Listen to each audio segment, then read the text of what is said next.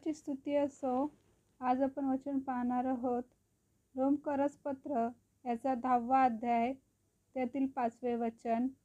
नीतिमत्वाचा नवा मार्ग सर्वांसाठी आहे, कारण मोशे असे लिहितो, जो मनुष्य नियमशास्त्राचे नीतिमत्व आचरतो तेने करून वाचेल, परंतु विश्वासाने प्राप्त होणारे नीतिमत्व म्हणते. तू आपल्या मनात म्हणू नकोस की ऊर्ध्वलोकी कोण चढेल, अर्थात ख्रिस्ताला खाली आणावयास, किंवा अधोलोकी कोण उतरेल, अर्थात ख्रिस्ताला मेलेल्यातून वर आणावयास.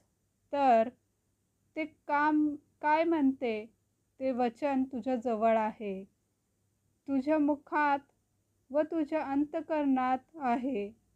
आमच्या विश्वासाचा विषय असलेले जे वचन आम्ही गाजवित आहोत ते हेच होय की येशू प्रभू आहे, असे जर तू आपल्या मुखाने कबूल करशील आणि देवाने त्याला मेलेल्यातून उठवले असा आपल्या अंतःकरणात विश्वास ठेवशील, तर तुझे तारण होईल.